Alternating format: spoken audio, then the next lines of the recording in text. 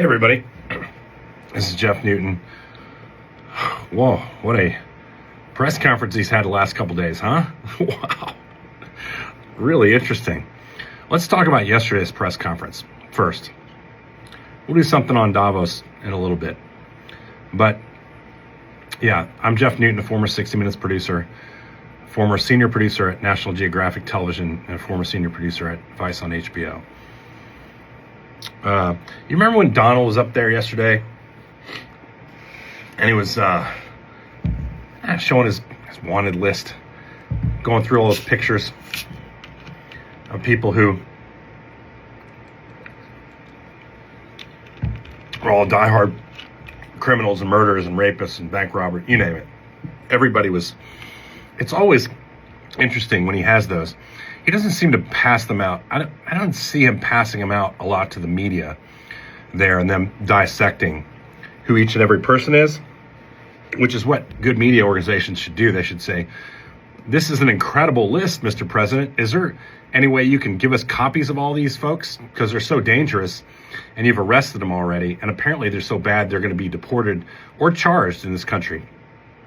So that's what a reporter would do and say, I'd love to see these. And then let the reporters go independently verify the charges against them or the deportation charges against them.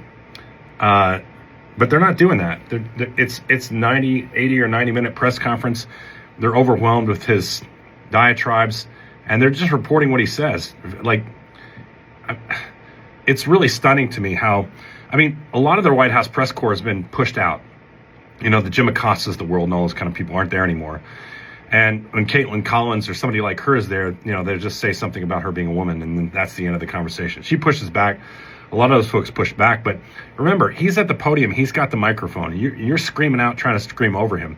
He can cut you off, you know, and say, oh, you're fake news and all that stuff. And that's very effective, which is why most places don't bother. You might have the New York Times sitting there and might ask an occasional question, but they're doing all their work behind the scenes.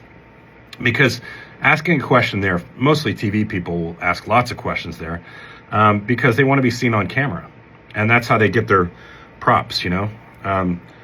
They're seen and they ask tough questions. And it's the only place they really have access to the president for the most part. So that's where they're at. And I don't blame them for it. But it's like being in Vegas, you know.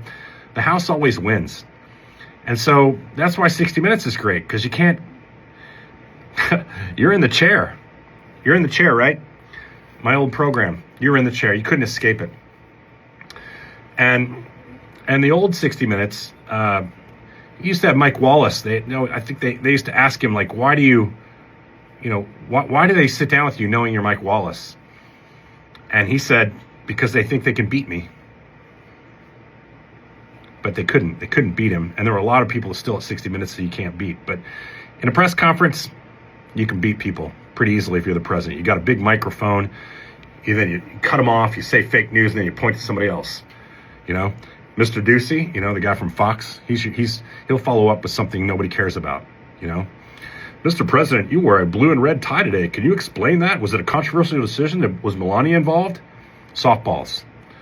So he had this list. He put this list out with showing pictures of all these criminals that nobody asked to follow up on or get their hands on. Or if they did it probably after the press conference. If they did, they didn't get it. If they did get it, the reporting on it is certainly not as widespread as this guy's presser, the rambling presser that everybody in the world except him thinks was a disaster. But we're gonna come back with a little bit. We're gonna do a little Donald Trump today, right? Now he showed you all the criminals.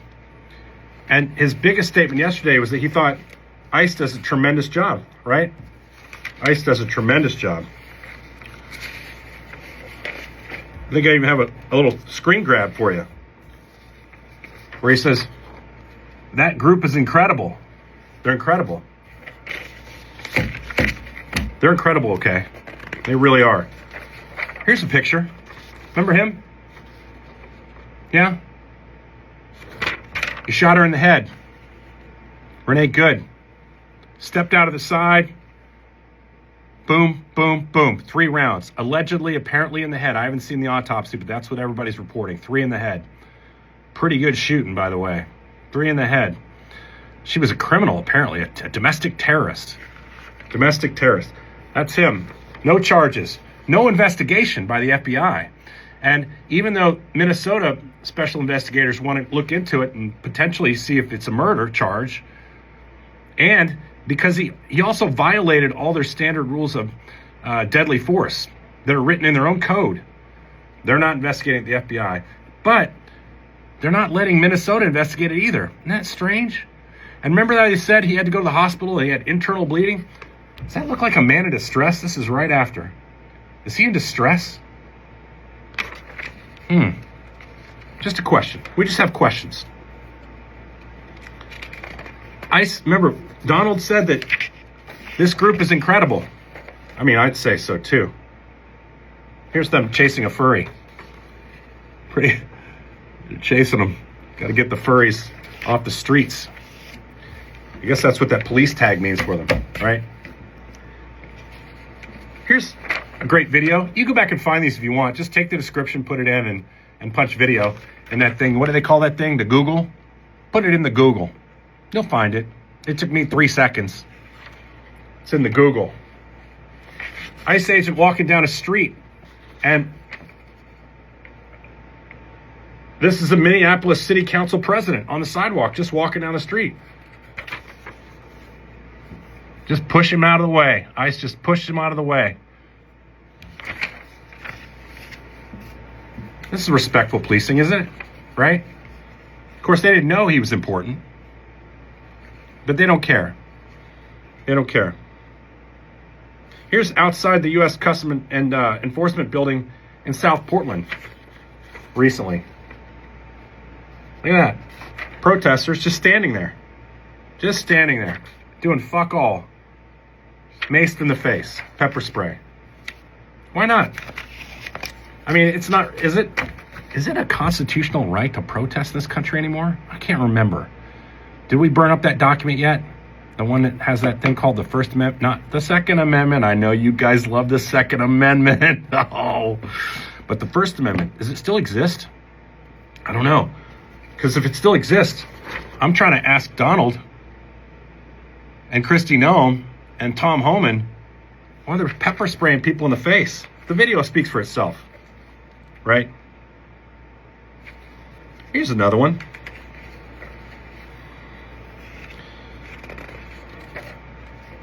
In Minnesota, again, ICE detaining Native Americans for deportation.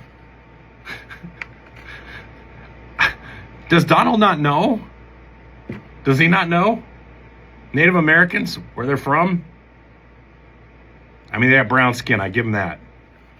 But do they not know that they're Native Americans? They're from here. They're from here. Backstory, 3 Lakota men being held by ICE. Tribal allegedly rejected a deal with ICE and DHS in terms of assisting with them with trying to find people. I mean, if they're going to deport these Native Americans, they should deport them back to their tribal area, which is considered an autonomous nation. Just take them right to their little base camp.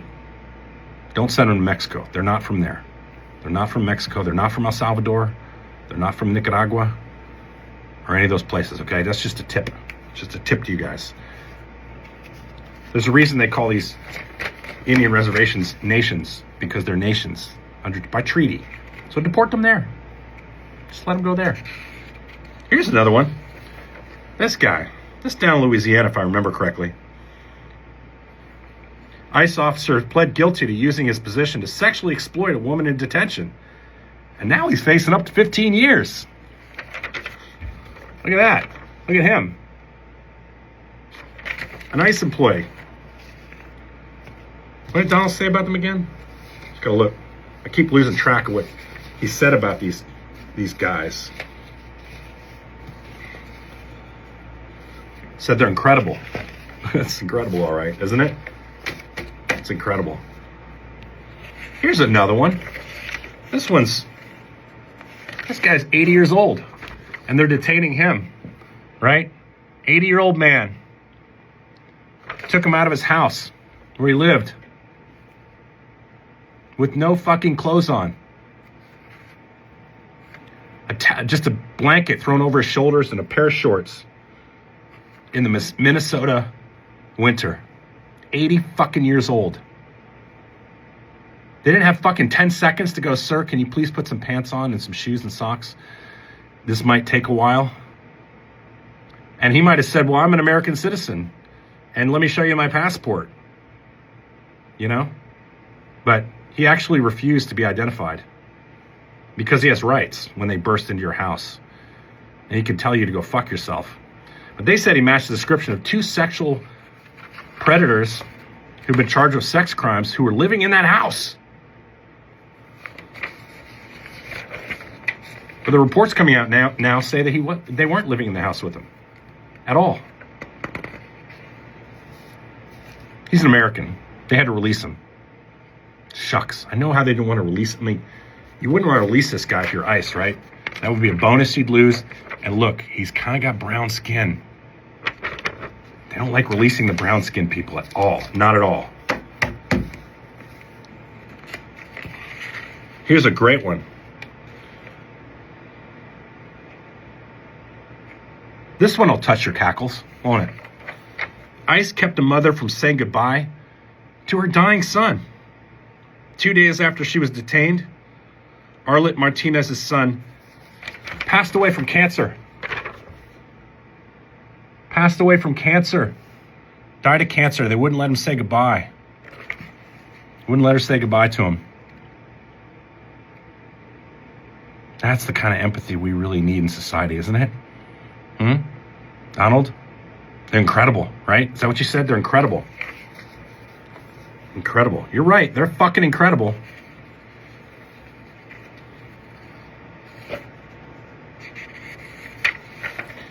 Here's a good one. At his press conference, Donald Trump said that ICE, you can read it, makes mistakes sometimes. I think I've just shown you a few mistakes. Some of them they don't consider mistakes at all. But they make mistakes sometimes. Adding that Renee Good's father was a tremendous Trump fan. You remember that when he said that yesterday? That Renee Good, who's dead now, her father was a Trump fan. And that was the only time I've seen him in years show any empathy at all. He showed a little empathy there, didn't he? Right? He looked a little, not sad, but like disappointed because he'd lost a fan. You know, not the girl who's dead, but the father. We don't know. He still might be a great fan. You know how these MAGA people are in the first place. You can shoot their sister and they're still like, oh, he's the greatest, you know, make America great again. Fan, lost a fan. Here she was. 5 seconds before they fucking blew her away. And a second before that, she was smiling at them. Remember that? She's smiling. She said, you know, I think she either said something like, I don't hate you, or I'm not mad at you, something like that. And then she said, that's fine, dude, that's fine. And then she tried to leave because one person was telling her to go ahead. She'd waved through an ICE vehicle, let them go. And another person basically was telling her to go ahead. And then another person tried to drag her out of the car, and it scared the shit out of her. She's untrained. And when you do shit like that to untrained people, they panic. You're supposed to be the one who doesn't panic. I'm not going to call you Mr. Officer because you're not a fucking officer. Officers are trained. You're an idiot because you should understand when a woman panics, she runs. That's what they do because they're not stronger than us. Men, physically.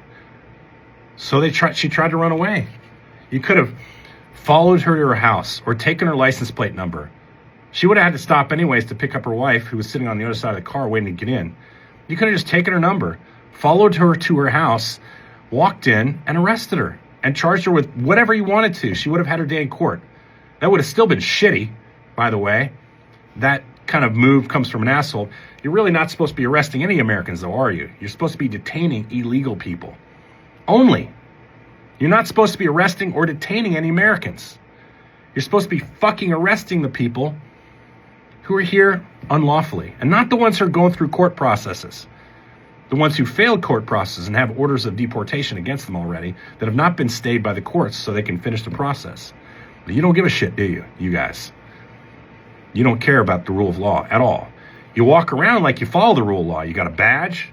That's kind of cool. You got a badge on. You got police on you like you're actually policing, which you're not, by the way, you cowards. And then you go breaking down people's doors without warrants, without judicial warrants. You have that fake warrant you use all the time. Everybody remember that. They have two types of warrants. One is one signed by those idiots, and the other is signed by a fucking person who knows the law. And unless they have the one that's allowed, that's signed by a judge who knows the law, they can't come into your house unabated. You can tell them to fuck off. And now, because they don't like that, they're breaking down doors anyways. Widely reported. I'm not making this shit up. Go look it up. Here's another one. U.S. Marine attacked her. She says they stomped on me. They stomped on her. A veteran, you guys. A veteran. Here's another one. You see this video where the ICE went to the car and they're trying to drag this guy out of the car, and he's clutching his baby, and he goes into a seizure. Has a fucking seizure. What did they do? They kept trying to drag him out of the car instead of rendering any medical aid, which is what a decent, empathetic person would do. Even a police officer can see when somebody's having a fucking seizure. You don't need to be a doctor to figure that one out. Here's another one. Let me know when you want me to stop, Don. I don't want to have a bigger list than you have, but there's a lot more where that's coming from. Here's one of them shooting Caden Rumler in the eye. I even did a little drawing for you with my pencil. See that? Here's the line from his gun right over there, straight into his face. So they're shooting people in the face with non-lethal rounds that take your eyesight. Because they're non-lethal rounds, you may not die, but it took his eyesight, permanently damaged in one eye the rest of his life. He's 21 years old. Yeah? Is that what you're here to do? I'm just asking. Because I need to know when you start coming for me and everybody else who's exercising their free speech rights and protest rights, where you plan on shooting us? Because I know you're telling people in Minneapolis, haven't you learned what happened to that girl? That's become your go-to line now. Many people have got you on camera saying shit like that. You know, didn't you learn from that woman? What are we supposed to learn from that? That you're going to shoot people in the face, in the head because they're protesting you? Wow, that does not sound like America, does it? Not the one we all know and love. Dun, dun, dun, dun, dun, dun. The red, white, and blue flag flying everywhere. Shooting them in the face for protesting. That sounds more like Vladimir Putin's country, doesn't it? And we know how Donald loves Vladimir Putin. Yep, that's what we're getting. Just, you know, I had one more of these. I just want you to see what the old man was dressed like when they took him out of his house at 80 fucking years old. Here's another one. Shot a Minneapolis man in the leg. Remember that? Happened like a day or two after the shooting of Renee Good. Shot him in the leg. Tensions. I don't know why they're high in Minneapolis. You know? It's not happening in South Florida like that, is it? Where Ron DeSantis is, you know, a Republican governor. Or where Greg Abbott is down in Texas, wheeling himself around down there. You know? It's not happening down there like that. No. Because they're falling right into line when those ICE guys show up. But when they do, they're being very polite. You know, the state of Marco Rubio down in Florida, got to be nice down there. Ted Cruz's state, got to be nice to people down there. Democrats, don't be nice to those people. They don't have a right to have a say in anything. Let's be mean to them. It's pretty simple with Donald. Father stepped outside to go pick up some dinner for his family. ICE arrested him. Left his kid, 6-year-old kid, crying in the streets. Asking where's Pappy? Ooh, where's Pappy? That sounds very foreign, doesn't it? We don't usually, these white people like me and you don't call our dads Pappy. He must be an illegal immigrant. Must be undocumented. Here's one. This one's hard to, you know, they really got on this guy quick. But just prior to this, if you look it up, look at guy wearing fox mask dancing in the streets. gets tackled by these ICE guys. They don't even see him. He doesn't even see him coming. They're coming at him in a line of like 5, and he's just standing there with a fox. He's got a fox hat on. Really dangerous. You don't know. Sometimes foxes have rabies, and they can bite you. So you got to take them down hard. That's what they did. They took him down hard. Yeah, they took him down hard. I got stacks of these. Here's the thing about Donald Trump. When you ask him about the details of these things, he's really light on details. Ambiguity is the number one way they get away with shit, because no reporters are asking the follow-ups that need to be asked, and he's monopolizing the conversation anyways. So that's what happens with the ambiguity. You don't know the details and what he's saying, whether it's truthful or not. And by the way, he's generally not truthful. Generally not truthful. So because of that, we don't fucking know whether to trust him or not. And by the way, most people don't trust him anymore. The only people who trust him are MAGA people. We all know this, right? So, just some thoughts about his press conference yesterday. We'll have some more thoughts about Davos. The Global Economic Forum is in Davos, Switzerland. They have it every year. And it's wonderful because people go there to talk and do trade deals and hear from world leaders. This year was special because everybody's freaking out.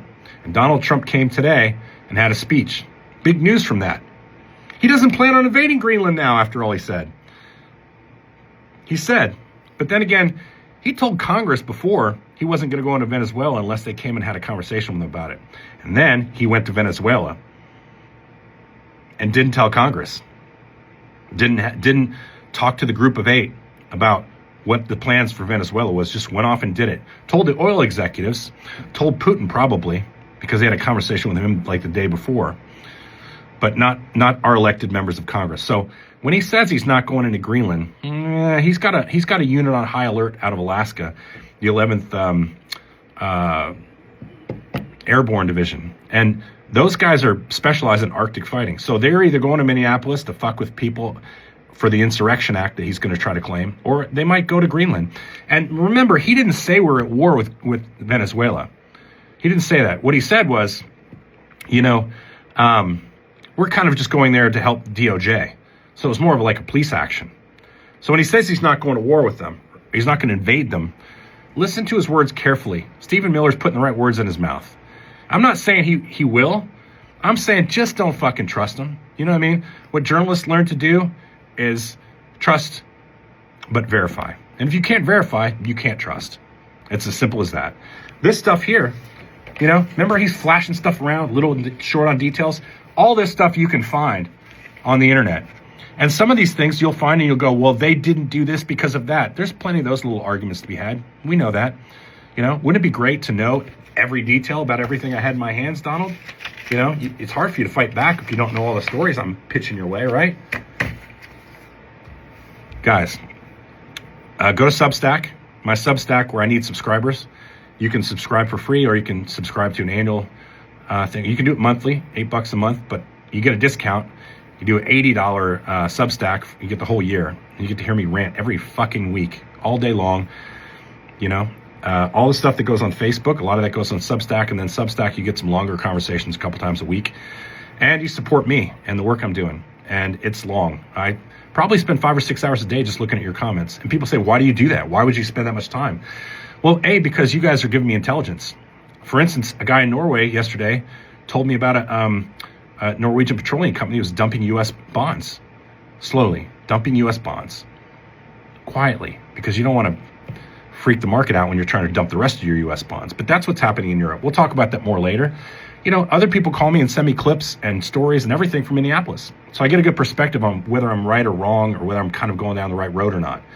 And, I think that's important. So I read. And then sometimes I like and I comment and all that kind of stuff, because I want you to know I'm invested in you as you are me. I mean, I can't be invested one-on-one like that, but I am invested in the idea that we're all in this kind of together, and I want to know what you have to say.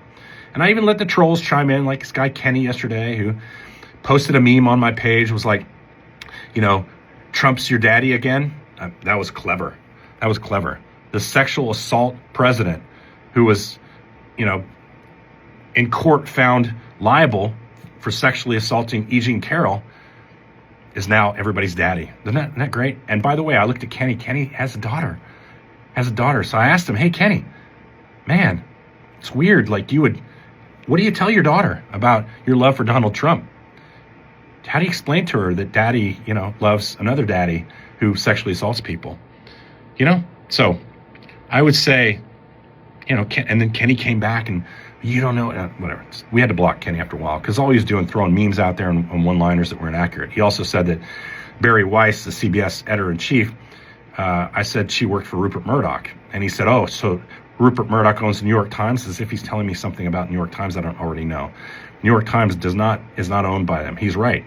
But Rupert Murdoch does own the Wall Street Journal where she worked. So when you make a mistake, boom, you get blocked and chucked out of the conversation because I can't trust your information anymore. If you're making a good argument, great. But the minute you make a fucking mistake, you're gone. My followers deserve better. They don't deserve to hear from people who are just throwing memes out there because they're stupid and they don't have intellectual arguments that they're worth hearing, or because they're just trying to cause trouble. I'm not going to put up with it. I don't have to. It's my fucking page. So follow me here at my personal page and follow me on From the Writer's Cabin on all social media, including Facebook and especially over on Substack, where I can have longer versions than this and make more sense, and or I get paid for it because I need to, because I'm doing a lot of work each day. Thanks a lot. Like, follow, and share. Appreciate you guys.